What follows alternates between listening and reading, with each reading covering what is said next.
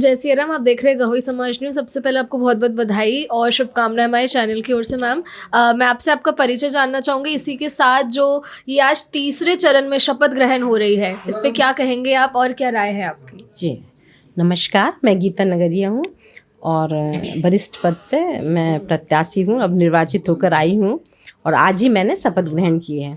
सबसे पहले तो मैं आपके चैनल के माध्यम से जो भी जुड़े हुए उनको बहुत बहुत उनका अभिवादन करती हूँ और आपके चैनल को बहुत बधाई और शुभकामनाएं देती हूँ, जिन्होंने कि मेरा पूर्व में भी बहुत प्रचार किया। मैं महासभा में अकेली महिला प्रत्याशी थी। उस समय आप लोगों ने मेरा बहुत प्रचार किया और मुझे बहुत मोरल सपोर्ट मिला।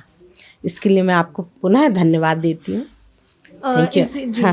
हाँ, इसी के साथ मैं ये भी जानना चाहूँगी कि महिला सशक्तिकरण और एक जो फीमेल लीडरशिप हमें समाज में देखने को मिलेगी, तो कैसे कदम आप उठाएंगी और सभा में महिलाओं की मदद और आगे चल के महिलाओं को बढ़ावा देने के लिए क्या क्या चीज़ें लागू हो सकती हैं? हाँ, मैं चूँकि महिला हूँ तो मेरे लिए महिलाओं के लिए सॉफ्ट कॉर्नर रहेगा हमेशा, और मैं इसीलिए महासभा में आई हूँ कि मैं जो महिलाएं जो हैं कि अपने समस्याएं डायरेक्ट नहीं रख पाती थी महासभा में, तो मैं उनकी समस्याओं को सुनूंगी और निराकरण भी करूंगी।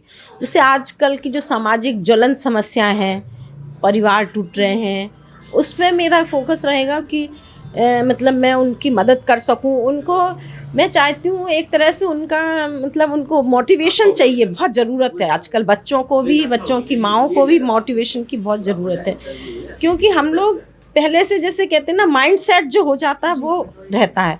तो मैं सोचती हूँ बहनों का, हमारे समाज की जो बेटियाँ हैं और बेटे भी, सभी का एक माइंड सेट होना चाहिए कि हमें अपने परिवार को बचा के रखना है।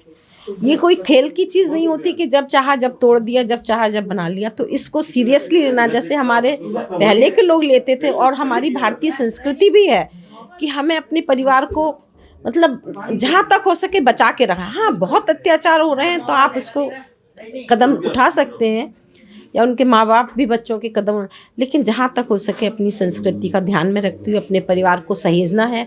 और मैं यही चाहूँगी महासभा के माध्यम से इस तरह से हम लोग एक प्रकल्प भी बनाएं और एक तरह से उनकी मतलब बच्चों को कन्वेंस करें, बड़ों को भी कन्वेंस करें कि वो इस तरह से मतलब समाज से जुड़ें और समाज का अच्छा सोचें, क्योंकि वही समाज उन्नति करता है जिसके नवयुवक भी अच्छे संस्कारवान होते हैं, है ना। वही समाज उन्नति करता है। तो हम लोगों क्या सब चीज़ आजकल हो रही है, लेकिन क्या होता है ना, कहते हैं ना कि गेहूं के साथ खरपतवार तो आती है।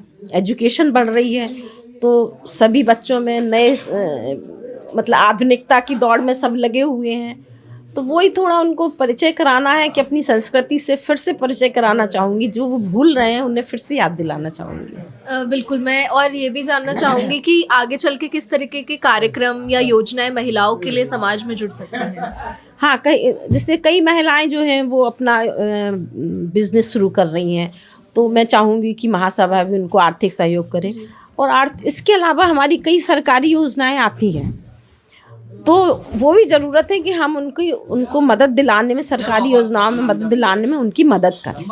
डायरेक्ट या इनडायरेक्ट कैसे भी हमें महिलाओं की मदद करना है और उनका सामाजिक, बौद्धिक स्तर, आर्थिक स्तर उनको आगे बढ़ाने में मदद करना है, ऊंचा उठाने में मदद करना है। बिल्कुल। बहुत बहुत धन्यवाद और शुभकामनाएं। थैंक यू, आपका भी बहुत बहुत धन्यवाद।